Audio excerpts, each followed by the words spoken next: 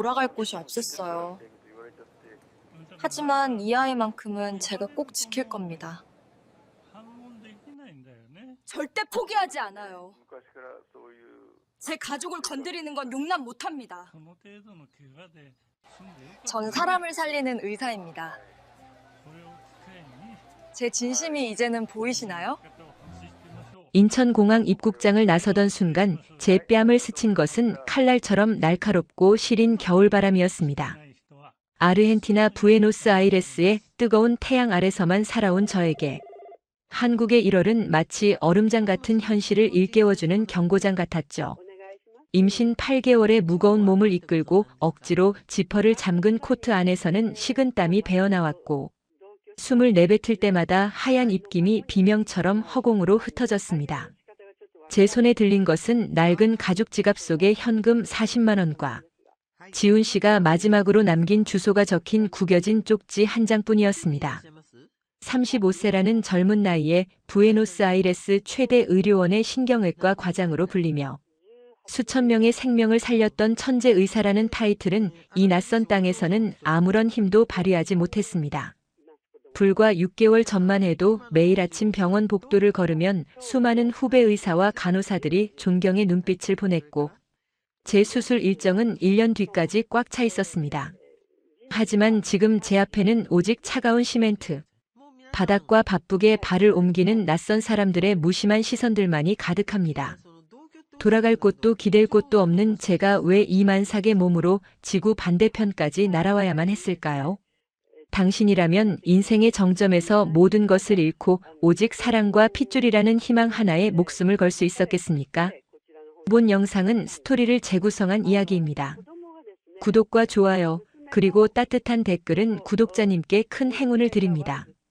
제 이름은 벨렌 로드리게스입니다. 아르헨티나의 멘도사라는 작은 포도 농장 마을에서 태어났죠. 제 어린 시절의 기억은 온통 보랏빛 포도 향기와 햇살에 그을린 어머니의 거친 손등으로 가득 차 있습니다. 어머니는 홀로 농장을 일구며 저를 키우셨고 수확철이면 손톱 끝이 까맣게 물들 정도로 포도를 따서 와인을 만드셨습니다. 벨렌, 내가 나중에 커서 이 농장을 더 크게 키우면 좋겠구나. 어머니는 수줍게 웃으며 말씀하셨지만 저는 어머니의 굽은 등과 굳은 살 박인 발바닥을 보며 다른 꿈을 꾸었습니다. 가난이라는 굴레를 벗어나기 위해 저는 잠을 줄여가며 공부에 매달렸습니다. 포도 향기 대신 소독약 냄새를 맡으며 살고 싶었고 흙먼지 대신 하얀 가운을 입고 싶었습니다. 결국 저는 아르헨티나 최고의 국립의대에 전액 장학생으로 입학했고 신경외과라는 가장 험난한 길을 선택했습니다. 수술실의 차가운 금속성 소음과 심박동 측정기의 규칙적인 비프음이 제 인생의 배경음악이 되었습니다. 32살의 최연소 신경외과 과장 자리에 올랐을 때 저는 제가 세상의 모든 것을 가졌다고 믿었습니다. 제 손끝에서 다시 눈을 뜨는 환자들을 보며 저는 신의 영역을 넘보는 듯한 오만함에 빠져 있기도 했죠. 하지만 마음 한구석은 늘 고향 농장의 흙냄새를 그리워했습니다. 명예와 돈은 얻었지만 정작 제 영혼은 메마른 사막처럼 타들어가고 있었죠. 그러던 중 제 인생을 완전히 뒤바꾼 사람 지훈 씨를 만났습니다. 지훈 씨는 한국의 대형 물류기업 아르헨티나 지사에서 근무하던 유능한 전문가였죠. 처음 병원 로비에서 마주쳤을 때 지훈 씨는 현지 직원의 사고로 급하게 응급실을 찾은 보호자 자격이었습니다. 당황해서 서툰 스페인어로 상황을 설명하려 애쓰던 지훈 씨의 눈빛은 제가 그동안 봐왔던 어떤 차가운 의학적 시선보다도 따뜻하고 깊었습니다. 안경 너머로 비치는 지훈 씨의 성실한 눈매와 단정한 옷매무새는 제 가슴 속에 잔잔한 파동을 일으켰습니다. 제가 한국어로 짧게 인사를 건네자 지훈 씨의 얼굴에 피어오른 그 환한 미소는 마치 멘도사의 봄날처럼 눈부셨습니다. 우리는 금세 가까워졌습니다. 바쁜 수술 일정 사이사이에 지훈 씨는 저를 위해 한국에서 직접 공수해온 따뜻한 옥수수차를 텀블러에 담아 병원 옥상으로 찾아왔습니다. 벨렌 씨는 너무 앞만 보고 달리는 것 같아요. 가끔은 하늘도 좀 봐요. 지훈 씨가 건네는 차의 온기는 제 차가웠던 심장을 녹였습니다. 지훈 씨는 한국의 강원도 삼척이라는 곳이 고향이라고 했습니다. 바다가 보이고 산이 깊은 그곳에서 부모님이 작은 양봉장을 하신다고 했죠. 꿀을 채취하며 사시는 부모님 이야기를 할 때 지훈 씨의 목소리에는 자부심과 그리움이 뚝뚝 묻어났습니다. 우리 부모님은 꿀처럼 달콤하고 진한 마음을 가진 분들이에요. 벨렌 씨도 꼭 한번 뵙게 해주고 싶어요. 그 말은 제게 그 어떤 보석보다 값진 약속처럼 들렸습니다. 우리는 미래를 약속했고 지훈 씨는 제게 청혼했습니다. 하지만 비극은 늘 가장 행복한 순간에 찾아오는 법입니다. 지훈 씨가 부모님께 우리 결혼 소식을 전하고 한국의 생활 기반을 정리하기 위해 잠시 귀국하겠다고 한 것이 6개월 전이었습니다. 공항 게이트 앞에서 지훈 씨는 제 이마에 키스하며 딱 한 달만 기다려달라고 했습니다. 한 달 뒤면 다시 아르헨티나로 오거나 저를 한국으로 데려가겠다고 말이죠. 하지만 지훈 씨가 비행기에 몸을 실은 날 이후로 제 모든 연락은 허공을 떠돌았습니다. 전화기는 꺼져 있었고 메신저의 숫자 1은 사라질 줄 몰랐습니다. 불안감에 심장이 조여오던 어느 날 저는 제 몸속에서 또 다른 심장 소리가 들린다는 것을 알게 되었습니다. 지훈 씨와의 사랑의 결실이 제 뱃속에서 자라고 있었던 것입니다. 처음 초음파 화면 속에서 콩닥거리며 뛰는 작은 점을 보았을 때 저는 수술실에서 느꼈던 그 어떤 성취감보다 큰 경외감을 느꼈습니다. 하지만 동시에 현실은 참혹했습니다. 병원 내에서는 과장이 미혼모가 되었다는 소문이 삽시간에 퍼졌고 보수적인 의료계 선배들의 시선은 얼음장처럼 차가워졌습니다. 로드리게스 과장 자네의 실력은 믿지만 병원의 품위도 생각해야지. 원장님의 그 한마디는 사형 선고와 같았습니다. 저는 결국 스스로 사직서를 냈습니다. 10년 넘게 쌓아온 명성과 지위를 단번에 내려놓는 것은 아프지 않았습니다. 오직 지훈 씨가 사라진 이유 그리고 혼자 남겨진 저와 아기의 미래가 두려울 뿐이었죠. 저는 지훈 씨가 마지막으로 남겨준 주소 쪽지 하나만을 믿고 아르헨티나의 모든 삶을 정리했습니다. 집을 팔고 가구를 처분해 비행기 표를 샀습니다. 임신 8개월 비행기를 타는 것조차 생명을 담보로 한 도박이었습니다. 산부인과 의사 친구는 제게 미쳤다고 소리를 질렀습니다. 벨렌 지금 가면 너도 아기도 위험해. 한국이 어떤 곳인 줄 알고 가? 하지만 저는 멈출 수 없었습니다. 지훈 씨가 저를 버렸을 리 없다는 확신. 그리고 만약 무슨 일이 생겼다면 제가 곁에 있어야 한다는 본능이 저를 이끌었습니다. 인천공항으로 향하는 22시간의 비행은 지옥과 같았습니다. 좁은 좌석에서 다리는 코끼리처럼 부어올랐고 배가 뭉칠 때마다 저는 기내 화장실에 숨어 눈물을 삼키며 기도했습니다. 신이시여 제발 제 아기를 지켜주시고 지훈 씨를 만나게 해주세요. 비행기가 활주로에 닿을 때의 그 둔탁한 진동은 제 인생의 일막이 끝났음을 알리는 종소리였습니다. 입국 게이트를 나서며 마주한 한국의 공기는 제가 상상했던 것보다 훨씬 차가웠지만 안내 표지판의 한글들을 보며 저는 지훈 씨의 나라에 왔음을 실감했습니다. 돈을 아끼기 위해 공항철도와 지하철을 갈아타며 강원도로 향하는 길은 멀고도 험했습니다. 임신한 외국 여자가 커다란 캐리어를 끌고 낑낑거려도 사람들은 각자의 휴대폰을 보거나 무심히 지나쳤습니다. 한국의 겨울 풍경은 앙상한 나뭇가지와 빛바랜 논밭뿐이라 제 마음을 더욱 황량하게 만들었죠. 주머니 속의 40만 원은 숙박비와 교통비로 야금야금 사라지고 있었습니다. 청량리역에서 삼척으로 향하는 기차 창밖으로 어둠이 내려앉을 때 뱃속의 아기가 힘차게 발길질을 했습니다. 마치 엄마 힘내세요라고 말하는 것 같아 저는 부어오른 배를 쓸어내리며 주소지를 다시 확인했습니다. 강원도 삼척시 도계읍 작은 산골짜기에 적힌 주소는 저를 깊은 산속으로 안내했습니다. 삼척역에 도착했을 때는 이미 밤 9시가 넘은 시각이었습니다. 차가운 바닷바람이 섞인 공기는 폐부를 찔렀고 저는 택시를 잡아 쪽지를 보여주었습니다. 기사님은 한참을 인상을 쓰며 쪽지를 들여다보더니 한숨을 내쉬었습니다. 여기는 산꼭대기라 밤에는 잘 안 가려고 하는데 참 외국 양반이 이 밤중에 거긴 왜 가요? 택시는 가파른 고갯길을 구불구불 올라갔습니다. 가로등도 없는 어둠 속에서 택시 헤드라이트 불빛만이 유일한 길잡이였습니다. 15분쯤 올랐을까 기사님이 낡은 목조 건물 앞에서 차를 세웠습니다. 저기네요. 저기 불 켜진 집. 저는 감사하다는 말과 함께 거스름돈도 받지 못한 채 내렸습니다. 집 주변에는 수많은 벌통이 가지런히 놓여 있었고 공기 중에는 진한 나무 냄새와 묘한 단내가 섞여 있었습니다. 심장이 입 밖으로 튀어나올 것 같았습니다. 떨리는 손으로 대문을 두드렸습니다. 하지만 안에서는 아무런 대답이 없었습니다. 다시 한번 용기를 내어 문을 두드리려던 찰나 뒤쪽에서 인기척이 들렸습니다. 누구세요? 이 밤중에 남의 집에. 투박한 강원도 사투리가 섞인 노인의 목소리였습니다. 뒤를 돌아보니 머리가 희끗희끗하고 얼굴에 깊은 주름이 패인 할아버지가 지게를 내려놓으며 저를 쳐다보고 계셨습니다. 저는 서툰 한국말로 간신히 한마디를 내뱉었습니다. 윤지훈 지훈 씨 집 맞나요? 지훈이라는 이름이 나오자 할아버지의 눈동자가 크게 흔들렸습니다. 지훈이 친구인가? 그런데 입에는 할아버지는 제 만삭의 배를 보며 입을 다물지 못하셨습니다. 저는 아르헨티나에서 온 벨렌이라고 말하며 지훈 씨와 찍은 사진을 보여드렸습니다.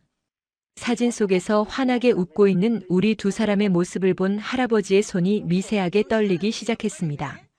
할아버지는 잠시 멍하니 저를 바라보시더니 이내 어두운 표정으로 고개를 떨구셨습니다. 일단 들어오게 추운데 산속 바람이 매서워. 할아버지를 따라 들어간 집안은 아늑했지만 쓸쓸한 기운이 감돌았습니다. 방 안쪽에서 인기척이 나더니 수건을 머리에 두른 할머니 한 분이 나오셨습니다. 누구예요, 임자? 이 외국 색시는 할머니는 저를 보자마자 지훈 씨가 아르헨티나에서 말했던 그 얼굴임을 직감하신 듯 바닥에 주저앉으셨습니다. 아이고, 지훈아, 내가 사고 친 게 이 색시구나. 할머니의 통곡 섞인 외침에 제 가슴은 철렁 내려앉았습니다. 지훈 씨는요? 지훈 씨 어디 있어요? 제 물음에 노부부는 서로의 눈치만 보며 말을 잇지 못했습니다. 할아버지는 애써 마른 침을 삼키더니 구석에 놓인 낡은 사진첩 옆에 작은 상자를 가리켰습니다. 지훈이 그놈 지금 여기 없다. 아르헨티나에서 오자마자 부모님 고생시킨다고 원양어선 탄다고 부산으로 내려갔는데 그게 마지막 연락이었어. 배가 풍랑을 만나서 사고가 났다고 연락받은 지 벌써 석 달이 넘었다. 시신도 못 찾고 할아버지의 목소리는 갈라져 있었습니다. 세상이 무너지는 기분이었습니다. 지훈 씨가 죽었다니요. 제가 이곳까지 어떻게 왔는데 저와 우리 아기를 두고 그럴 리가 없었습니다. 저는 그 자리에서 정신을 잃고 쓰러졌습니다. 다시 눈을 떴을 때는 따뜻한 아랫목이었습니다. 머리맡에는 할머니가 끓여주신 뜨끈한 미역국 냄새가 진동하고 있었습니다. 벨렌이라고 했나 정신이 좀 들어요? 할머니의 눈은 퉁퉁 부어 있었고 제 손을 꼭 잡고 계셨습니다. 저는 눈물이 멈추지 않았습니다. 지훈 씨가 없으면 저는 이제 어떻게 해야 할까요? 아르헨티나로 돌아갈 수도 없고 이 낯선 땅에서 혼자 아기를 낳아야 한다니 앞이 캄캄했습니다. 하지만 할머니는 제 배를 부드럽게 쓰다듬으며 말씀하셨습니다. 걱정 마요. 우리 지훈이 핏줄인데 우리가 어떻게 그냥 둬. 여기서 우리랑 같이 살자. 지훈이 대신 우리가 내 보호자가 되어줄게. 할머니의 그 따뜻한 한마디에 저는 엉엉 소리내어 울었습니다. 그렇게 저의 기막힌 한국 생활이 시작되었습니다. 산골짜기 양봉장에서의 생활은 신경외과 과장으로 살던 삶과는 180도 달랐습니다. 매일 아침 수술 칼 대신 꿀벌들의 윙윙거리는 소리에 잠을 깼고 병원 밥 대신 할머니가 해주신 된장찌개와 나물 반찬을 먹었습니다. 처음엔 맵고 짠 한국 음식이 입에 맞지 않아 고생했지만 할머니는 매일 저를 위해 고춧가루를 뺀 하얀 나물을 무쳐주셨습니다. 벨렌, 이건 몸에 좋은 거야. 아기한테도 좋고. 할머니는 글자도 모르는 저에게 한국어를 하나하나 가르쳐 주셨습니다. 이건 꿀, 이건 벌, 이건 우리 아기. 저는 마당 한 구석에 앉아 벌들이 부지런히 꽃을 찾아다니는 모습을 보며 마음의 평온을 찾아갔습니다. 하지만 행복도 잠시였습니다. 산골 마을의 겨울은 혹독했고 양봉장의 형편은 생각보다 훨씬 어려웠습니다. 지훈 씨가 남긴 빚이 고스란히 노부부에게 넘겨져 있었고 매달 찾아오는 빚쟁이들의 고함은 조용한 산골을 흔들었습니다. 어느 날은 검은 정장을 입은 남자들이 찾아와 마당의 벌통을 발로 차며 위협했습니다. 이 늙은이들아 돈 안 갚으면 이 집도 다 경매로 넘길 줄 알아. 할아버지는 그들의 바짓가랑이를 붙잡고 사정했습니다. 조금만 기다려주게. 곧 꿀을 따면 갚을 테니. 그 모습을 본 제 심장은 갈갈이 찢어지는 듯 했습니다. 천재 의사라고 자부하던 제가 할 수 있는 일은 아무것도 없었습니다. 한국 면허가 없어 의료 행위를 할 수도 없었고 만삭의 몸으로 노동을 할 수도 없었죠. 그러던 어느 날 할아버지가 산에서 내려오시다 빙판길에 미끄러져 크게 다치시는 사고가 발생했습니다. 다리가 심하게 꺾였고 머리에서는 피가 철철 흘렀습니다. 119 구급차를 불렀지만 폭설로 인해 산길이 막혀 차가 올라오지 못하는 상황이었습니다. 할머니는 비명을 지르며 발만 동동 굴렀습니다. 아이고, 영감님 죽으면 안 돼. 이때 제 몸속에 의사 본능이 깨어났습니다. 저는 만삭의 무거운 몸을 이으키며 할머니에게 소리쳤습니다. 할머니, 깨끗한 수건이랑 술 가지고 오세요. 빨리요. 저는 할아버지를 방 안으로 옮기게 한 뒤 응급처치를 시작했습니다. 지훈 씨가 평소에 쓰던 낚시용 키트와 할머니의 바느질 도구를 소독했습니다. 제 손은 더 이상 떨리지 않았습니다. 수천 번의 수술을 집도했던 그 감각이 살아났습니다. 비록 마취제도 정밀한 수술 도구도 없었지만 저는 할아버지의 출혈 부위를 정확히 찾아 지혈했고 어긋난 뼈를 맞춰 고정했습니다. 뱃속에 아기가 요동을 쳤지만 저는 아랑곳하지 않고 집중했습니다. 할머니는 제 옆에서 불빛을 비춰주며 경이로운 눈빛으로 저를 바라보셨습니다. 벨렌, 내가 정말 의사였구나. 3시간에 걸친 사투 끝에 할아버지의 호흡은 안정되었고 출혈도 멈췄습니다. 다음 날 아침 제설차가 길을 뚫고 도착한 구급대원들은 할아버지의 응급처치 상태를 보고 경악했습니다. 어느 병원 의사가 여기까지 와서 처치한 겁니까? 이건 완벽한 응급수술인데요. 구급대원의 말에 할머니는 자랑스럽게 저를 가리켰습니다. 우리 며느리예요. 아르헨티나에서 온 천재 의사 며느리.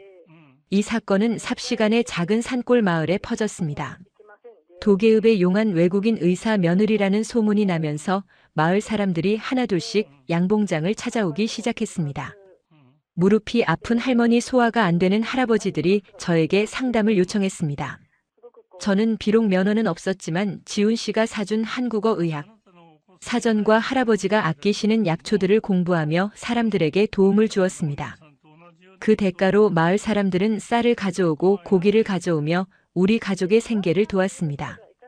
그렇게 저는 한국이라는 낯선 땅에서 의사가 아닌 한 가족의 구성원으로 사람들의 인정을 받기 시작했습니다. 하지만 출산 예정일이 다가올수록 지훈 씨에 대한 그리움과 미래에 대한 불안은 다시금 저를 짓눌렀습니다. 그러던 어느 날 밤이었습니다. 밖에는 앞이 보이지 않을 정도로 거센 눈보라가 몰아치고 있었습니다. 갑자기 배를 쥐어짜는 듯한 극심한 통증이 찾아왔습니다. 저는 비명을 지르며 배를 움켜쥐었습니다. 양수가 터졌습니다. 예정일보다 보름이나 빠른 진통이었습니다. 할머니는 사색이 되어 전화기를 들었지만 폭설로 전화선이 끊겨 있었습니다. 휴대폰 신호도 잡히지 않는 산간 오지였습니다. 영감님, 길도 막혔는데 어떡해. 벨렌이 죽게 생겼어. 할머니의 울음소리가 방 안에 가득 찼습니다. 저는 차갑게 식은땀을 흘리며 스스로의 상태를 진단했습니다. 진통 간격은 이미 3분대였습니다. 병원까지 갈 시간은 없었습니다. 저는 할머니의 손을 꼭 잡았습니다. 할머니, 제 말 잘 들으세요. 여기서 아기 낳아야 해요. 제가 시키는 대로만 하세요. 할머니는 벌벌 떨면서도 제 눈빛을 보고 고개를 끄덕였습니다. 뜨거운 물을 준비하고 가위를 소독했습니다. 저는 의사로서 수많은 생명의 탄생을 지켜봤지만 정작 제 자신의 분만을 이 열악한 환경에서 치러야 한다는 사실이 두려웠습니다. 으악! 산고는 제 온몸의 뼈를 마디마디 깎아내는 듯한 고통이었습니다. 하지만 그때마다 지훈 씨의 목소리가 들리는 듯 했습니다. 벨렌, 조금만 더 힘내요. 내가 지켜줄게요. 그렇게 좁은 방 안에서 등유 난로 하나에 의지한 채 사투를 벌인 지 5시간 만에 우렁찬 아기의 울음소리가 산골의 정적을 깨뜨렸습니다. 응애, 응애. 할머니의 손에 들린 아기는 지훈 씨를 쏙 빼닮은 검은 머리카락과 짙은 눈썹을 가진 사내 아이였습니다. 벨렌 아들이야. 지훈이 판박이 아들이야. 할머니는 아기를 제 품에 안겨주며 오열하셨습니다. 저는 기력을 다해 희미하게 웃으며 아기의 작은 손가락을 만졌습니다. 아가 고마워. 살아줘서 고마워. 아기는 마치 제 인사를 듣기라도 한 듯 울음을 그치고 제 손가락을 꽉 쥐었습니다. 그 순간 저는 깨달았습니다. 제가 이 머나먼 한국까지 온 것은 단순히 지훈 씨를 찾기 위함이 아니라 이 아이와 함께 살아남기 위한 운명이었다는 것을요. 아기가 태어나고 일주일이 지났을 때 기적 같은 일이 벌어졌습니다. 마을 사람들이 힘을 합쳐 눈을 치우고 길을 뚫어 저희 집을 방문했습니다. 그들 손에는 아기 옷 기저귀 그리고 산모에게 좋다는 가물치가 들려 있었습니다. 벨렌 씨 몸은 좀 어때? 아기가 너무 예뻐. 마을 사람들의 따뜻한 정에 저는 다시 한번 눈시울을 붉혔습니다.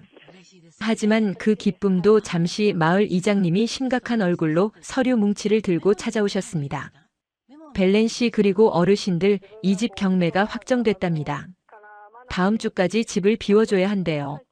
지훈 씨의 빚을 갚지 못해 결국 길거리로 나앉아야 할 처지가 된 것입니다. 갓 태어난 아기를 안고 영하 20도의 추위 속으로 쫓겨나야 한다는 사실에 노부부는 통곡했습니다. 저는 텅 빈 지훈 씨의 방에 앉아 벽에 걸린 지훈 씨의 셔츠를 끌어안았습니다. 지훈 씨 제발 도와주세요. 우리 아기를 길바닥에서 키우게 할 순 없어요. 그때 제 눈에 띈 것은 지훈 씨가 아끼던 낡은 일기장이었습니다. 일기장 갈피에는 제가 보지 못했던 서류 한 장이 끼워져 있었습니다. 그것은 지훈 씨가 한국에 오자마자 가입했던 생명보험증서와 함께 자신이 하고 싶었던 사업 계획서였습니다. 꿀과 허브를 믹스한 천연약용 시럽 사업. 의사인 제가 보기에도 그것은 훌륭한 건강식품 아이디어였습니다. 저는 결심했습니다. 지훈 씨의 꿈을 제가 대신 이루기로요. 제 손에는 신경외과 전문의로서의 의학 지식이 있고 할아버지에게는 평생 일궈온 양봉 기술과 사냐초에 대한 해박한 지식이 있었습니다. 저는 마을 이장님과 빚쟁이들을 모아놓고 선언했습니다. 일주일만 시간을 주세요. 제가 이 빚을 갚을 방법을 찾아오겠습니다. 사람들은 코방귀를 꼈습니다. 외국인 여자가 아기 안고 뭘 하겠다는 거야? 하지만 저는 물러서지 않았습니다. 저는 아르헨티나 최고의 의사였습니다. 사람의 뇌를 만지던 그 정밀함으로 이제는 사람의 건강을 지키는 최고의 제품을 만들겠다고 다짐했습니다. 저는 할아버지의 저장고에 있던 가장 진한 피나무 꿀과 산골의 야생 도라지, 그리고 제가 아르헨티나에서 가져온 특별한 허브 씨앗을 배합하기 시작했습니다. 의학적 임상 데이터를 기반으로 면역력을 극대화할 수 있는 최적의 비율을 찾아냈습니다. 며칠 밤을 꼬박 세우며 아기를 등에 업고 가마솥 앞에서 시럽을 다렸습니다. 할머니는 제 옆에서 약초를 다듬어 주셨고 할아버지는 아픈 다리를 끌고 산에 올라가 최고급 약재들을 구해오셨습니다. 마침내 짙은 황금빛을 띠는 향기로운 시럽이 완성되었습니다. 저는 이것에 지훈 씨의 성을 따서 윤스 허니 시럽이라는 이름을 붙였습니다. 하지만 제품을 만드는 것보다 파는 것이 문제였습니다. 저는 아기를 안고 삼척 시내의 약국과 건강식품 매장을 무작정 찾아다녔습니다. 서툰 한국말로 이 제품의 효능을 설명했지만 사람들은 외국인이 만든 정체불명의 시럽을 외면했습니다. 그러던 중 시내의 한 대형 병원 로비에서 우연히 한 아이가 심한 기침을 하며 숨을 쉬지 못하는 광경을 목격했습니다. 아이의 부모는 당황해 어쩔 줄 몰랐고 간호사들도 달려왔지만 아이의 격려는 멈추지 않았습니다. 저는 직감적으로 그것이 단순한 감기가 아닌 급성 기도 폐쇄 증상임을 알았습니다. 저는 달려가 아이를 눕히고 제가 만든 시럽을 소량 입안에 흘려넣으며 특정 혈자리를 강하게 압박했습니다. 주변 사람들은 뭐야 이 외국인. 당장 비켜. 라고 소리쳤지만 저는 멈추지 않았습니다. 잠시 후 아이의 안색이 돌아오며 거친 숨소리가 잦아들었습니다. 시럽 속의 천연 성분이 염증을 가라앉히고 기도를 확보하는 데 도움을 준 것이었습니다. 이 광경을 지켜보던 병원의 원장님이 저에게 다가왔습니다. 방금 그 처치 아주 훌륭했습니다.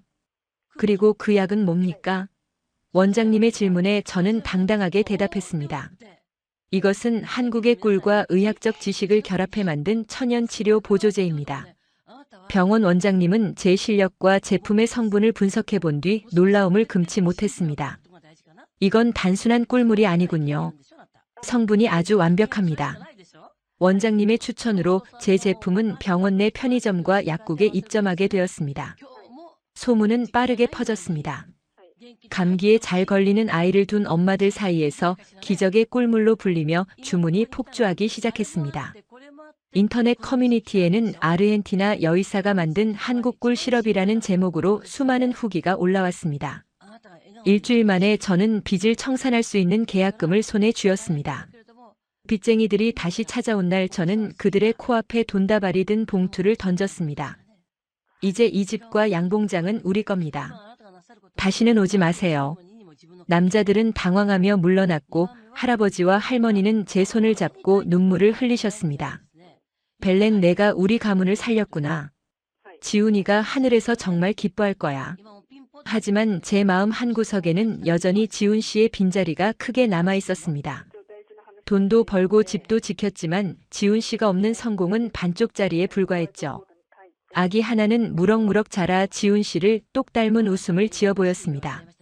어느덧 아기가 100일을 맞이하던 날 마을 사람들을 초대해 작은 잔치를 열었습니다. 저는 한국식으로 예쁜 한복을 차려입고 하나를 안았습니다. 할머니와 할아버지는 동네 사람들에게 제 자랑을 하느라 여념이 없으셨죠. 그런데 잔치가 한창이던 그때 대문 밖에서 낯선 자동차 한 대가 멈춰 섰습니다. 차 문이 열리고 검은 정장을 입은 한 남자가 내렸습니다. 그는 지팡이를 짚고 있었고 한쪽 다리를 심하게 절고 있었습니다. 사람들의 시선이 문 쪽으로 향했습니다. 저도 모르게 하나를 꽉 안았습니다. 남자는 천천히 고개를 들었습니다. 햇살을 등지고 선 그 남자의 실루엣은 제가 매일 밤 꿈속에서 그리워하던 그 모습 그대로였습니다. 벨렌. 나지막하게 제 이름을 부르는 그 목소리에 저는 숨이 멎는 것 같았습니다. 지훈 씨였습니다. 죽은 줄로만 알았던 지훈 씨가 살아서 돌아온 것이었습니다. 지훈 씨의 얼굴은 수척해졌고 흉터가 있었지만 그 따뜻한 눈빛은 변함없었습니다. 지훈아.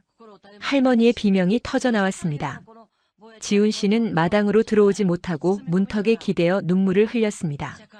미안해요. 너무 늦었죠. 사고로 배가 침몰하고 겨우 구조됐는데 기억을 잃고 병원에 있었어요. 한 달 전쯤 기억이 돌아왔을 때 지옥 같았어요. 당신이 아르헨티나에서 나를 기다릴까봐. 지훈 씨는 제가 한국에 와 있을 거라고는 상상도 못했다고 했습니다. 부모님께 마지막 인사라도 드리러 온 그는 한복을 입고 아기를 안고 있는 제 모습에 꿈인가 싶어 뺨을 때려봤다고 했습니다. 저는 지훈 씨에게 달려가 그의 품에 안겼습니다. 지훈 씨의 심장 소리가 제 귓가에 울렸습니다. 살아있어줘서 고마워요. 제가 여기 있잖아요. 지훈 씨는 제 품에 아기 하나를 떨리는 손으로 만졌습니다. 내 아들인가요? 하나는 지훈 씨의 손가락을 잡고 방긋 웃었습니다. 온 마당이 눈물바다가 되었습니다. 지훈 씨가 돌아온 뒤 우리 가족의 삶은 더욱 단단해졌습니다. 지훈 씨는 사고 후유증으로 다리가 불편했지만 사업 수완만큼은 여전했습니다. 제가 개발한 제품을 본격적으로 브랜드화했고 강원도 특산물과 연계한 건강식품 기업을 설립했습니다. 저희 제품은 한국을 넘어 일본과 중국으로 수출되기 시작했습니다. 연 매출은 금세 500억 원을 돌파했고 저는 더 이상 신경외과 칼을 잡지 않아도 사람들의 생명을 건강하게 지키는 더 큰 의사가 되었습니다. 하지만 저는 만족하지 않았습니다. 한국 사회에서 저처럼 소외된 이방인들 그리고 형편이 어려워 병원을 찾지 못하는 사람들을 위해 정읍에 큰 부지를 사고 무료 건강센터를 세울 계획을 세웠습니다. 지훈 씨와 저는 하나를 시작으로 더 많은 아이를 낳기로 약속했습니다. 한국은 제게 모든 것을 앗아갔던 시련의 땅이었지만 이제는 제 인생의 모든 소망을 꽃피워준 축복의 땅이 되었습니다.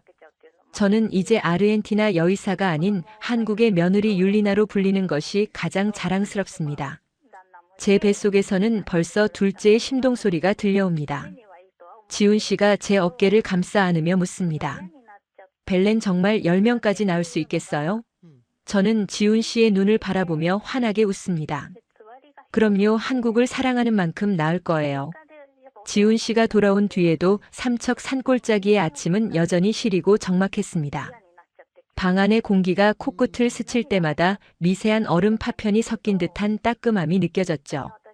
옆에서 곤히 잠든 지훈 씨의 거친 숨소리가 들려왔습니다. 사고 이후 지훈 씨의 호흡은 예전처럼 고르지 못했습니다. 가슴께가 불규칙하게 오르내리는 모습을 가만히 지켜보며 저는 지훈 씨의 흉터투성이인 팔을 부드럽게 쓰다듬었습니다. 차갑고 딱딱한 이 방의 병실 침대에서 지훈 씨가 보냈을 외로운 시간들이 제 손끝을 통해 전해지는 것만 같아 가슴 한구석이 아려왔습니다. 지훈 씨의 피부는 예전의 매끄러움을 잃고 마치 가뭄에 갈라진 논바닥처럼 거칠어져 있었습니다.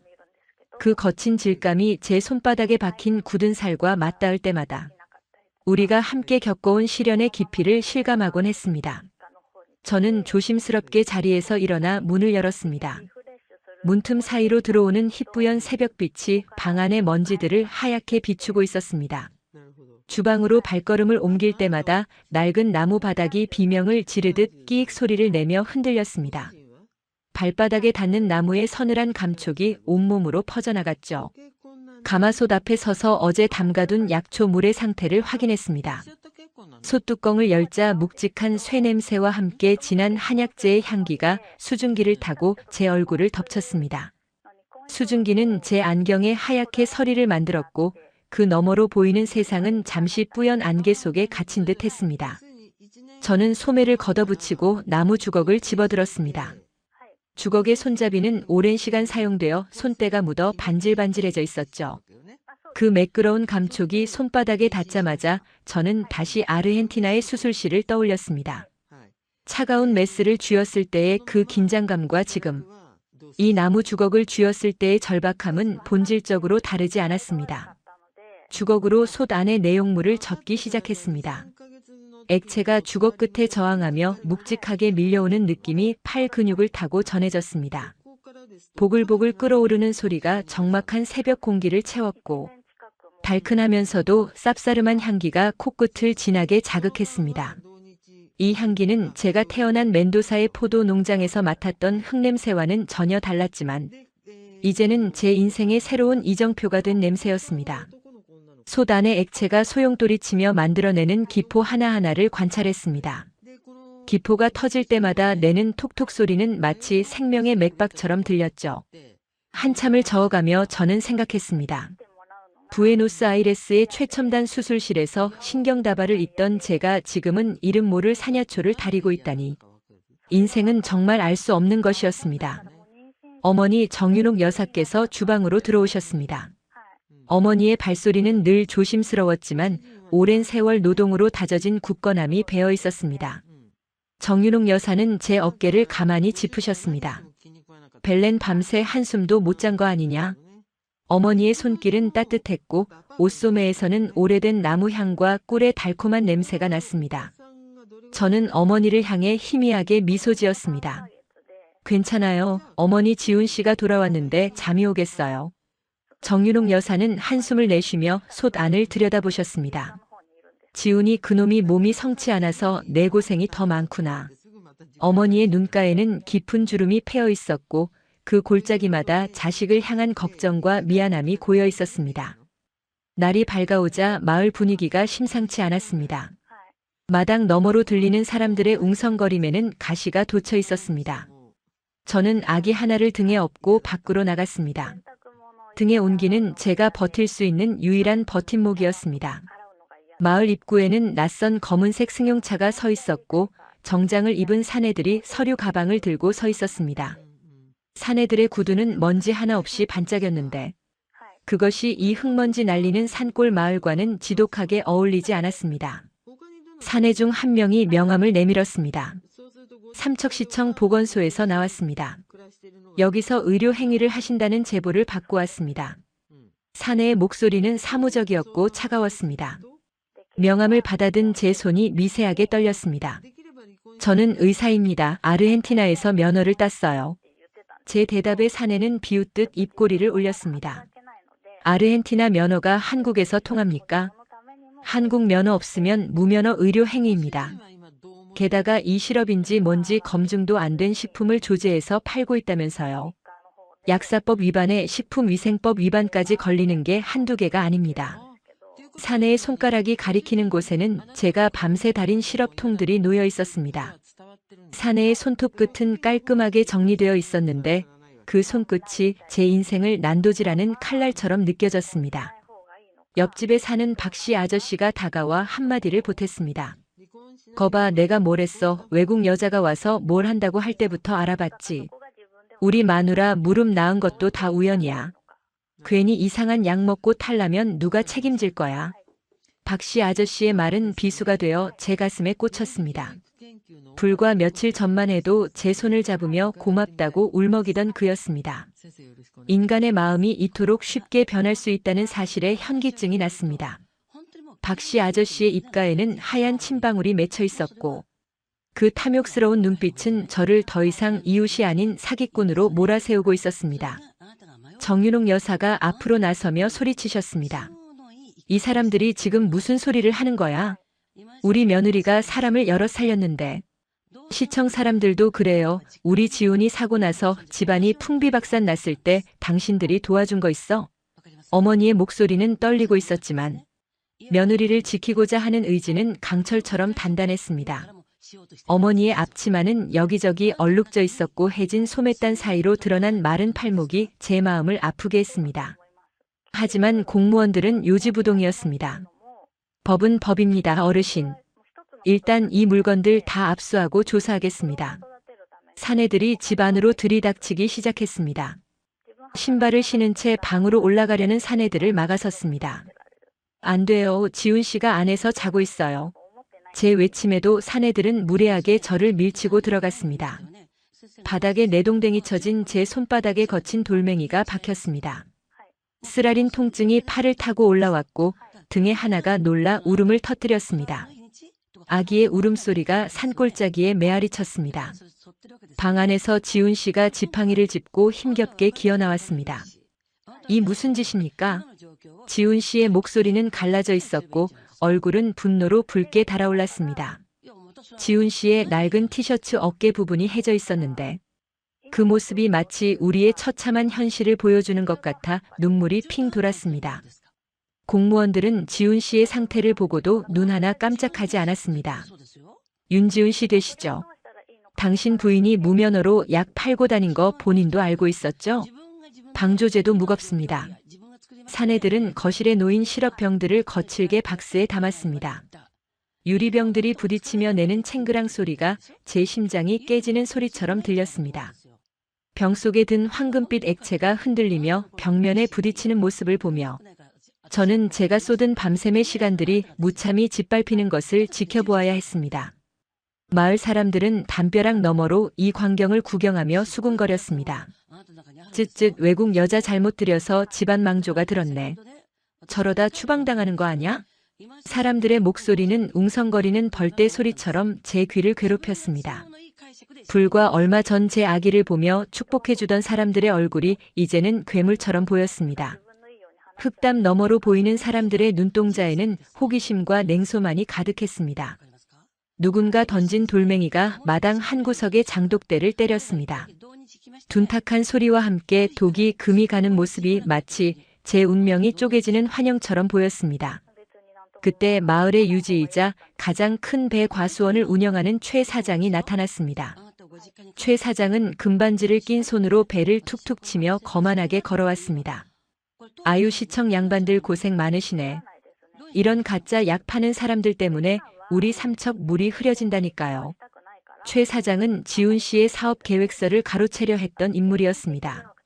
최 사장의 기름진 얼굴에는 승리자의 미소가 걸려 있었고 입안의 금리가 햇빛에 반사되어 번쩍였습니다. 그 비열한 빛에 눈이 시려 눈을 질질 감았습니다. 최 사장이 뱉은 가래침이 마당의 흙바닥으로 스며드는 것을 보며 저는 인간에 대한 환멸을 느꼈습니다. 사내들은 압수한 물건들을 차에 싣고 떠났습니다. 마당은 엉망진창이 되었고 정막만이 남았습니다. 할아버지는 마당 한복판에 주저앉아 멍하니 벌통들을 바라보고 계셨습니다. 할아버지의 지게가 옆으로 쓰러져 있었는데 그 지게 작대기가 꺾여 있는 모습이 마치 할아버지의 삶이 꺾인 것만 같았습니다. 지훈 씨는 제 손을 잡고 흐느꼈습니다. 벨렌 미안해요. 내가 못나서 당신까지 이런 수모를 겪게 하네요. 지훈 씨의 손은 차가웠고 떨림이 멈추지 않았습니다.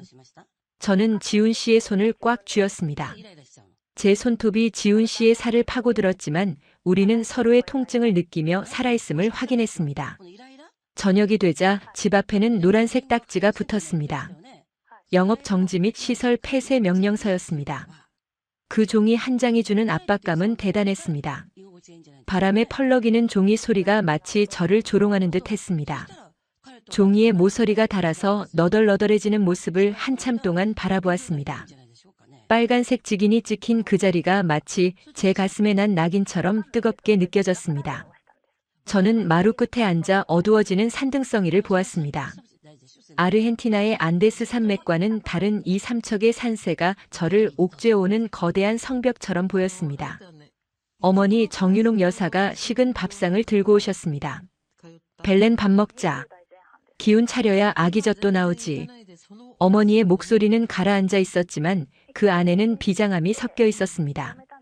밥상 위에 놓인 김치 한 조각과 콩나물국이 평소보다 더 짜게 느껴졌습니다. 국물 속에 떠다니는 콩나물 대가리를 물끄러미 바라보며 저는 제가 처한 상황을 되짚어 보았습니다. 법적인 제약, 사회적 편견 그리고 경제적 압박까지 모든 것이 저를 한국에서 밀어내려 하고 있었습니다. 숟가락 끝에 닿는 밥알의 질감이 까칠까칠해서 도무지 목구멍으로 넘어가지 않았습니다. 다음 날 저는 삼척 보건소로 향했습니다. 제대로 된 소명을 해야 했습니다. 하나를 포대기에 감싸 안고 버스를 탔습니다. 버스 안에 낡은 시트 냄새와 기름 냄새가 섞여 속이 울렁거렸습니다. 창밖으로 스쳐 지나가는 바다 풍경이 아름다워 보일수록 제 처지는 더욱 비참하게 느껴졌습니다. 보건소 건물은 회색빛의 단단한 콘크리트 덩어리였습니다. 그 건물 입구에 들어서는 순간 소독약 냄새가 코끝을 스쳤습니다. 그 냄새는 제가 가장 익숙했던 냄새였지만 지금은 저를 거부하는 냉담한 냄새로 다가왔습니다. 보건소 직원은 저를 쳐다보지도 않고 서류만 뒤적였습니다. 외국인이라서 잘 모르시나 본데 한국에서는 의사 면허증 없으면 아무것도 못합니다. 그쪽이 아르헨티나에서 천재였든 뭐였든 상관없어요. 직원의 안경테가 형광등 불빛에 반사되어 하얗게 빛났습니다. 그 빛 때문에 직원의 눈을 제대로 볼 수 없었죠. 직원의 책상 위에는 쌓인 서류들이 산을 이루고 있었고 그 서류 뭉치들이 저와 사회 사이를 가로막은 거대한 장벽처럼 느껴졌습니다. 직원이 사용하는 볼펜의 딸깍 소리가 규칙적으로 들려왔는데 그 소리가 마치 제 심장을 압박하는 초읽기 소리 같았습니다. 저는 필사적으로 설명했습니다. 제 제품은 약이 아니라 건강보조식품입니다. 그리고 저는 응급 상황에서만 처치했어요. 하지만 직원은 제 말을 중간에 끊었습니다. 됐고요. 법대로 처리할 거니까 가세요. 자꾸 이러시면 업무 방해로 경찰 부릅니다. 직원의 말끝에는 멸시가 섞여 있었습니다. 저는 보건소 복도를 걸어 나오며 다리에 힘이 풀려 벽을 짚었습니다. 벽면의 차가운 타일 촉감이 손바닥을 통해 뇌리로 전달되었습니다. 복도 끝 창문으로 보이는 파란 하늘이 너무나 멀게 느껴져 손을 뻗어도 닿지 않을 것 같았습니다. 집으로 돌아오는 길 시장을 지나쳤습니다. 평소에 친하게 지내던 상인들도 저를 보자 고개를 돌렸습니다. 생선 비늘을 긁어내던 아주머니의 칼날이 유독 날카롭게 보였습니다. 생선 눈알이 저를 빤히 쳐다보는 것 같아 소름이 돋았습니다. 바닥에 고인 핏물이 제 신발 끝을 적셨지만 저는 피할 힘조차 없었습니다. 시장 통로의 좁고 어두운 길목마다 사람들의 시선이 화살처럼 날아와 꽂혔습니다. 한 아이가 제 옷자락을 붙잡으려 하자 아이의 엄마가 급하게 아이를 끌어당겼습니다. 더러워 만지지 마. 그 한마디가 제 영혼을 핥히었습니다. 집에 도착하니 대문 앞에 사채업자들이 다시 와 있었습니다. 이번엔 문신을 한 사내들이었습니다. 사내들의 팔뚝에 새겨진 용 그림이 꿈틀거리는 것 같아 눈을 감았습니다. 사내들에게서는 진한 담배 냄새와 땀 냄새가 났습니다. 지훈아, 돈 안 갚냐? 내 마누라가 번 돈 압수당했다며? 이제 뭘로 갚을 거야? 사내 중 한 명이 지훈 씨의 멱살을 잡았습니다. 지훈 씨의 목동맥이 파르르 떨리는 것이 보였습니다. 지훈 씨는 저항하지 못하고 고개를 숙였습니다. 지훈 씨의 눈에서 떨어진 눈물이 흙바닥에 작은 구멍을 만들었습니다. 저는 달려들어 사내의 팔을 깨물었습니다. 악마 같은 놈들아. 제 외침에 사내는 저를 세차게 밀쳐냈습니다. 저는 아기와 함께 마당 구석으로 나뒹굴었습니다. 하나가 자지러지게 울기 시작했습니다. 사내는 제 얼굴에 침을 뱉었습니다. 이 외국년이 어디서 감히. 사내의 구두 끝이 제 코앞까지 다가왔습니다. 구두에 묻은 진흙 냄새가 역하게 올라왔습니다. 저는 바닥에 흙을 꽉 움켜쥐었습니다. 손톱 밑으로 흙이 파고들어 통증이 느껴졌지만 그 통증이 오히려 정신을 맑게 해주었습니다. 사내들은 집안의 가구들을 부수기 시작했습니다. 지훈 씨가 아끼던 책상 할머니의 장식장들이 박살났습니다. 나무 조각들이 사방으로 튀었고 공중에는 먼지가 가득했습니다. 가구가 부서지는 둔탁한 소리와 유리가 깨지는 날카로운 소리가 뒤섞여 지옥 같은 소음을 만들어냈습니다. 먼지 속에서 할머니의 낡은 비단 침구가 짓밟히는 것을 보며 저는 가슴이 찢어지는 듯 했습니다. 사내들이 떠난 뒤 집안은 전쟁터 같았습니다. 부서진 의자 다리가 기괴한 각도로 꺾여 있었고 바닥에는 쏟아진 꿀이 끈적하게 엉겨붙어 있었습니다. 할머니는 바닥에 주저앉아 조각난 거울 파편들을 모으셨습니다. 어머니의 손가락에서 피가 흘러나왔지만 어머니는 멈추지 않으셨습니다. 벨렌 어쩌면 좋니? 우리 지훈이 불쌍해서 어쩌면 좋아. 어머니의 울음소리는 잦아든 바람처럼 힘이 없었습니다. 저는 어머니 곁으로 다가가 그 피 묻은 손을 맞잡았습니다. 어머니의 손마디는 굵고 딱딱했습니다. 평생을 일만 해온 그 손이 지금은 너무나 작고 초라해 보였습니다. 저는 어머니의 눈물을 닦아드리며 입술을 깨물었습니다. 그날 밤 저는 지훈 씨와 함께 어두운 방 안에 앉아 있었습니다. 전기도 끊겨 촛불 하나에 의지하고 있었죠. 촛불이 일렁일 때마다 벽에 비친 우리의 그림자가 거대한 괴물처럼 흔들렸습니다. 지훈 씨는 제 손을 잡고 아무 말도 하지 않았습니다. 지훈 씨의 손등에 난 흉터를 가만히 만져보았습니다. 그 질감은 불규칙했고 딱딱했습니다. 이 흉터가 생길 때 지훈 씨는 얼마나 아팠을까요? 제가 겪는 이 마음의 상처보다 더 아팠을까요? 지훈 씨의 눈동자에 비친 촛불의 불씨가 금방이라도 꺼질 듯 위태로워 보였습니다. 저는 마음속으로 다짐했습니다. 이대로 무너지지 않겠다고요. 아르헨티나에서 신경외과 의사로 수없이 많은 죽음의 고비를 넘겼던 저였습니다. 환자의 뇌 속에서 실처럼 가는 혈관을 찾아내던 그 끈기와 집중력을 다시 끌어올려야 했습니다. 창밖으로 들리는 겨울바람 소리가 마치 수천 마리의 짐승이 울부짖는 소리처럼 들렸지만 저는 그 소리에 겁먹지 않기로 했습니다. 손바닥에 남은 상처와 가슴에 박힌 비수 같은 말들을 오히려 동력으로 삼기로 했습니다. 다음 날 저는 부서진 가구 틈새에서 제 의학 서적들을 찾아냈습니다. 흙이 묻고 찢어졌지만 지식은 사라지지 않았습니다. 저는 책장에 묻은 먼지를 정성스럽게 털어냈습니다. 종이의 까칠한 감촉이 손가락에 닿을 때마다 잊고 있었던 제 정체성이 되살아나는 기분이었습니다. 책장을 한 장씩 넘길 때마다 나는 바스락 소리는 제 결심을 다지는 북소리처럼 들렸습니다. 찢어진 페이지를 풀로 붙이며 저는 제 찢어진 삶도 이렇게 붙여나가겠다고 생각했습니다. 저는 마을 사람들을 한 명씩 찾아가기로 했습니다. 거절당하고 욕을 먹더라도 진심을 전해야 했습니다. 첫 번째로 찾아간 곳은 박씨 아저씨네였습니다.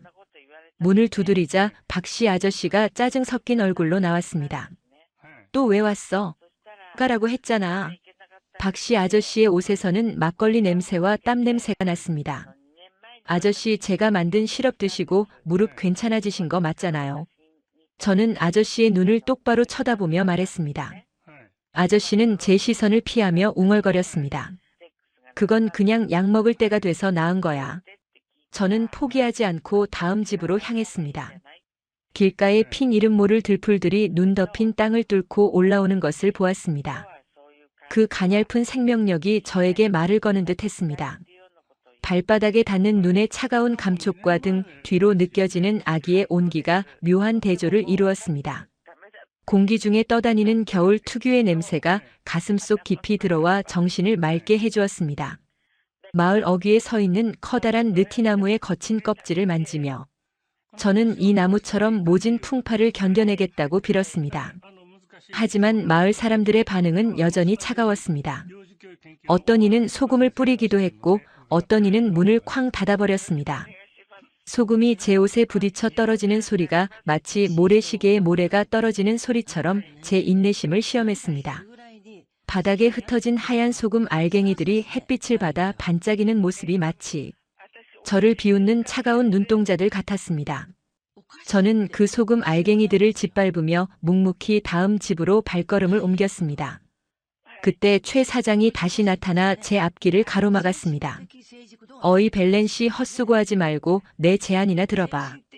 그 실업 비법 나한테 넘기고 아르헨티나로 돌아가라고. 여비는 넉넉히 줄 테니까. 최 사장의 목소리에서는 끈적한 탐욕이 묻어났습니다. 최 사장이 씹고 있던 껌의 인공적인 향기가 코를 찔렀습니다. 최 사장의 등 뒤로 보이는 거대한 과수원이 마치 저를 집어삼키려는 괴물의 입처럼 보였습니다. 저는 최 사장의 얼굴에 침을 뱉고 싶었지만 간신히 참았습니다. 지훈 씨는 몸이 조금씩 회복되자 지팡이를 짚고 저와 함께 마을을 돌기 시작했습니다.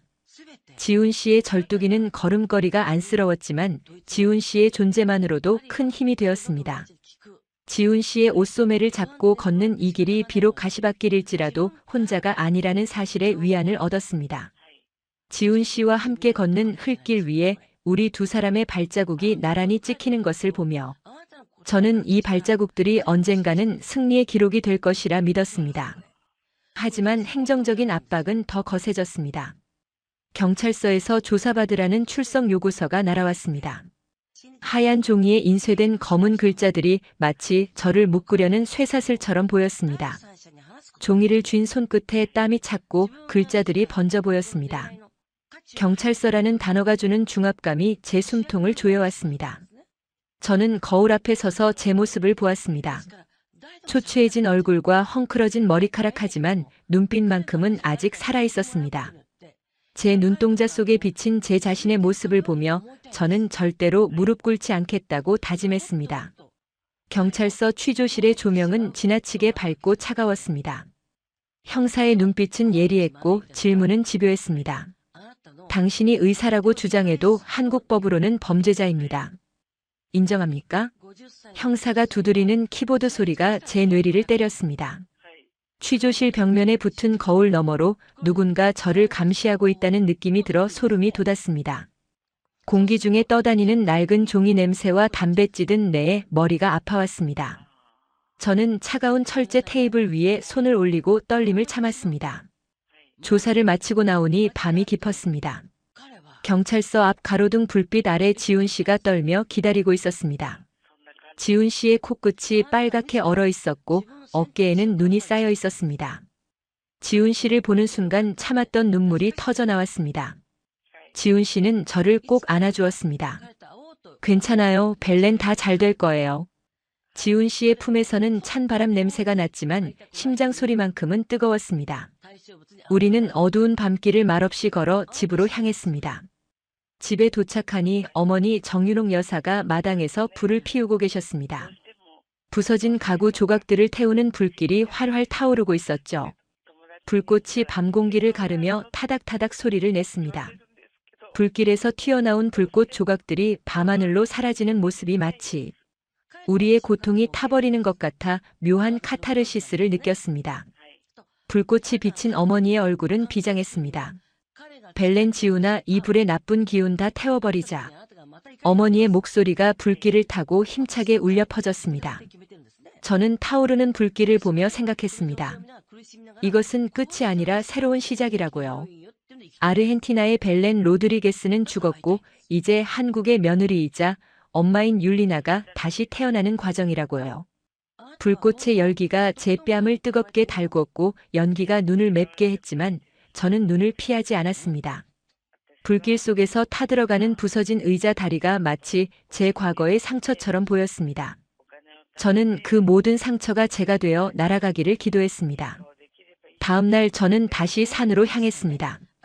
약초를 캐기 위해서가 아니라 제 마음을 다스리기 위해서였습니다. 눈 덮인 산길은 미끄러웠지만 제 발걸음은 단호했습니다. 나뭇가지에 쌓인 눈이 제 머리 위로 떨어졌지만 그 차가움이 오히려 정신을 맑게 해주었습니다. 산 정상에 올라 삼척 바다를 내려다보았습니다. 끝없이 펼쳐진 동해의 푸른 물결이 제 가슴 속의 답답함을 씻어주는 듯 했습니다. 파도 소리가 바람을 타고 올라와 제 귓가에 속삭였습니다. 견뎌내라 그리고 이겨내라. 산에서 내려오는 길 저는 우연히 바위 틈에 핀 강인한 생명력을 가진 약초를 발견했습니다. 추운 겨울에도 얼어 죽지 않고 푸른 빛을 유지하고 있는 그 풀을 보며 저는 눈물을 흘렸습니다. 제 처지가 이 풀과 같다는 생각이 들었죠. 저는 그 풀을 정성스럽게 캐서 품에 안았습니다. 풀뿌리에 묻은 흙냄새가 진하게 올라왔습니다. 그 냄새는 생명의 냄새였고 희망의 냄새였습니다. 저는 이 풀처럼 어떤 시련에도 죽지 않고 살아남겠다고 다짐했습니다. 집으로 돌아오니 최 사장의 수하들이 다시 와서 대문을 발로 차고 있었습니다. 이번엔 참지 않았습니다. 저는 낫을 들고 그들 앞을 막아섰습니다. 한 발짝만 더 들어오면 가만히 있지 않겠어. 제 서슬 퍼런 눈빛에 사내들이 주춤했습니다. 제 손바닥에 밴 땀 때문에 낫자루가 미끄러웠지만 저는 힘을 주어 쥐었습니다. 사내들의 눈동자에 서린 공포를 보며 저는 깨달았습니다. 진정한 힘은 칼이 아니라 살아남고자 하는 의지에서 나온다는 것을요. 지훈 씨도 막대기를 들고 제 옆에 섰습니다. 나가 당장 나가. 지훈 씨의 외침이 산곡을 울렸습니다. 사내들은 욕설을 내뱉으며 물러갔습니다. 사내들이 떠난 자리에 남은 거친 발자국들을 보며 저는 이제 본격적인 싸움이 시작되었음을 느꼈습니다. 대문의 삐걱거리는 소리가 전쟁의 서막을 알리는 나팔 소리처럼 들렸습니다. 저는 지훈 씨의 손을 잡고 부서진 대문을 다시 세웠습니다. 나무 판자가 손바닥을 찔러 피가 났지만 우리는 멈추지 않았습니다. 밤이 되자 아기 하나가 열이 나기 시작했습니다. 해열제도 없고 병원도 멀었습니다.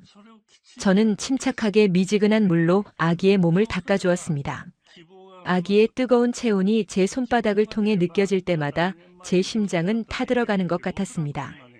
아기의 거친 숨소리가 방 안의 정막을 깼습니다. 저는 아르헨티나의 수술실에서 느꼈던 그 고도의 집중력을 발휘했습니다. 아기의 혈자리를 부드럽게 마사지하며 제가 캐온 약초를 다려 한 방울씩 입에 넣어주었습니다. 아침이 되자 기적처럼 아기의 열이 내렸습니다. 아기가 방긋 웃으며 제 손가락을 잡았을 때 저는 세상 모든 것을 얻은 기분이었습니다. 아기의 맑은 눈동자 속에 비친 제 모습을 보며 저는 이 아이를 위해서라도 절대로 포기할 수 없다고 생각했습니다. 아기의 배에서 나는 꾸르륵 소리가 세상에서 가장 아름다운 음악처럼 들렸습니다. 저는 아기를 꼭 껴안고 하염없이 눈물을 흘렸습니다. 저는 다시 실업을 다리기 시작했습니다. 이번엔 판매용이 아니라 저를 믿어주는 몇몇 마을 사람들을 위해서였습니다. 솥에서 나는 김이 방 안을 가득 채웠습니다. 수증기가 벽지에 맺혀 흘러내리는 모습이 마치 집이 우는 것 같았지만 저는 멈추지 않았습니다. 주걱을 젓는 제 팔의 근육이 비명을 질렀지만 그 고통이 오히려 살아있음을 증명해주는 것 같았습니다. 시럽의 색깔이 점점 짙어지며 투명한 황금빛으로 변해가는 과정을 지켜보았습니다. 그때 보건소에서 다시 직원이 찾아왔습니다. 이번엔 혼자가 아니었습니다. 취재 기자를 대동하고 나타난 것입니다. 외국인 무면허 의사의 실태를 고발하겠다는 명목이었죠. 카메라 렌즈의 차가운 유리가 저를 노려보는 것 같아 불쾌했습니다. 기자의 질문은 날카롭고 악의적이었습니다. 아르헨티나에서 도망쳐 온 거 아닙니까? 여기서 사기치는 이유가 뭡니까? 기자의 마이크 손 뭉치가 제 코앞에서 흔들렸습니다. 저는 도망치지 않았습니다. 카메라를 똑바로 쳐다보며 말했습니다. 저는 사랑하는 사람을 찾아왔고 제 아이를 지키기 위해 여기 있습니다. 그리고 제 의학 지식으로 사람들을 돕고 싶을 뿐입니다. 제 목소리는 떨리지 않았습니다. 제 뒤에서 지훈 씨와 어머니가 저를 든든하게 받쳐주고 있었습니다. 카메라 셔터 소리가 찰칵찰칵 울릴 때마다 저는 제 진심이 세상에 전달되기를 빌었습니다. 하지만 기사는 악의적으로 나갔습니다. 가짜 외국인 의사 산골 마을에서 사기 행각이라는 제목의 기사가 인터넷에 도배되었습니다. 댓글에는 입에 담지 못할 욕설들이 가득했습니다. 모니터 속의 글자들이 칼이 되어 제 눈을 찌르는 것 같았습니다. 지훈 씨는 컴퓨터를 끄며 저를 안아주었습니다. 보지 마요, 벨렌. 세상 사람들이 다 욕해도 나는 당신 알아요. 지훈 씨의 목소리가 떨리고 있었습니다. 절망의 나락이었습니다. 이제 정말 끝인가 싶었습니다. 마당의 벌들도 활동을 멈춘 듯 고요했습니다. 나무 위에 앉은 까마귀 한 마리가 불길하게 울었습니다. 하지만 그때 대문 밖에서 수십 명의 사람들이 몰려오는 소리가 들렸습니다. 저는 다시 사채업자들이 온 줄 알고 낫을 집어들었습니다. 그런데 대문을 열고 들어온 사람들은 사채업자가 아니었습니다. 그들은 인근 마을에서 온 할머니, 할아버지들이었습니다. 벨렌 씨, 우리가 왔어. 그 기사 보고 화가 나서 참을 수가 있어야지. 사람들의 손에는 각자 찍은 영상과 녹음기, 그리고 직접 쓴 탄원서가 들려 있었습니다. 벨렌 씨가 우리 고쳐준 거 우리가 증언할게. 사람들의 거친 손들이 제 손을 맞잡았습니다. 사람들의 손에서 느껴지는 흙냄새와 사람 냄새가 제 가슴 속의 얼음을 녹여버렸습니다. 저는 그들의 품에 안겨 목 놓아 울었습니다. 이 장면을 지켜보던 기자가 당황하며 카메라를 돌렸습니다. 상황은 반전되기 시작했습니다. 마을 사람들은 카메라 앞에서 자신들의 경험담을 쏟아냈습니다. 저 외국인 선생님 덕분에 내가 다시 걸어. 가짜라니. 말도 안 돼. 사람들의 진심 어린 외침이 마당을 가득 채웠습니다. 사람들의 얼굴에 서린 분노와 열정이 촛불처럼 모여 거대한 횃불이 되었습니다. 마당의 흙먼지가 사람들의 발길에 일어나 햇빛 속에 춤을 췄습니다. 삼척 장터의 공기는 비릿한 생선 냄새와 눅눅한 흙먼지가 뒤섞여 코끝을 아릿하게 찔렀습니다. 제 앞을 가로막은 보건소 강 과장의 명함은 모서리가 날카롭게 살아있어 제 손가락 끝을 벨 듯 위태로웠죠. 강 과장의 구두굽이 시멘트 바닥을 찍을 때마다 딱딱거리는 소리가 제 고막을 날카롭게 핥히었습니다. 강 과장의 안경테 너머로 보이는 눈동자는 차가운 유리구슬처럼 아무런 감정도 담지 않은 채 저를 무면허 사기꾼으로 규정하고 있었습니다.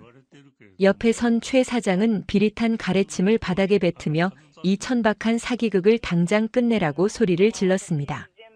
최 사장의 입에서 풍기는 지독한 담배 냄새와 비열한 웃음소리가 공기 중에 흩어질 때 저는 아르헨티나 부에노스아이레스 수술실의 무영등 아래 서 있던 제 모습을 떠올렸습니다.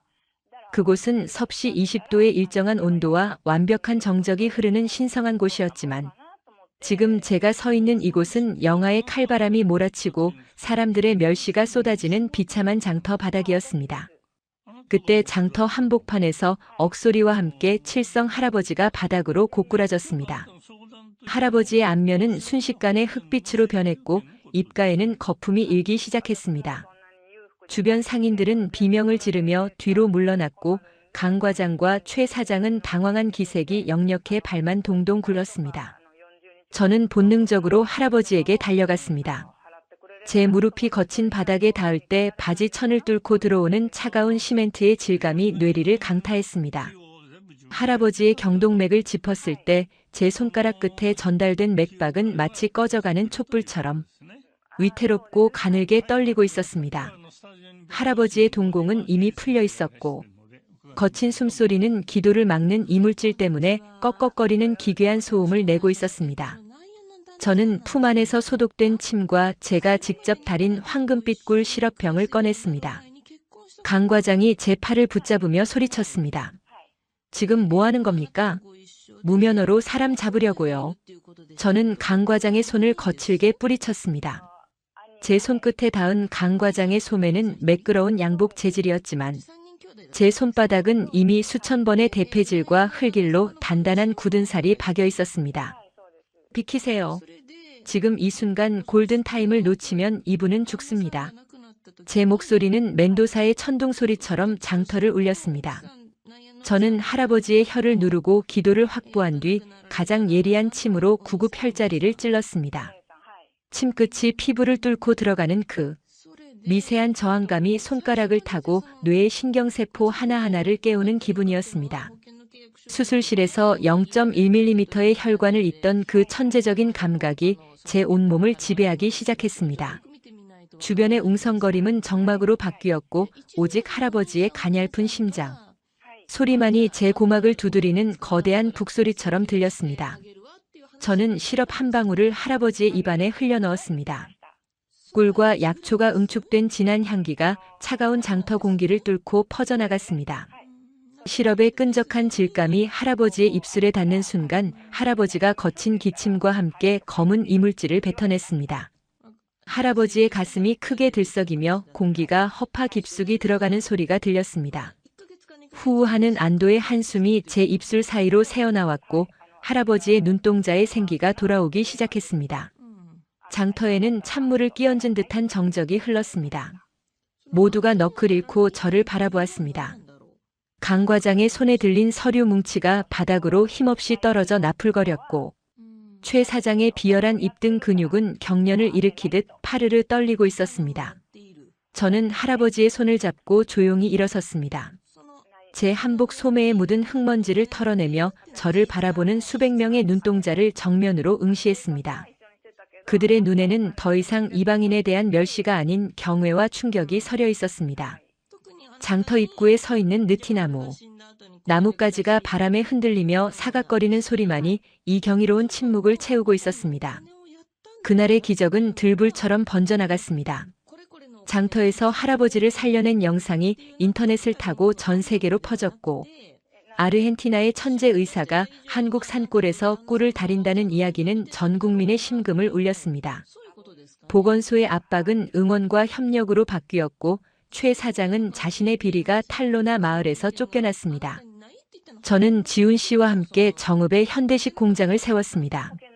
공장 내부에 가득한 진한 꿀 향기와 약초의 쌉싸름한 냄새는 제가 인천공항에 내렸을 때 느꼈던 그 막막한 냉기를 완전히 씻어내 주었습니다. 공장 기계가 돌아가는 규칙적인 진동은 이제 제 인생의 새로운 심장박동이 되었습니다. 지훈 씨는 이제 지팡이 없이도 제 곁을 든든하게 걸어줍니다. 지훈 씨의 손을 잡을 때마다 느껴지는 따스한 온기는 제가 흘렸던 모든 눈물을 보상받는 기분입니다.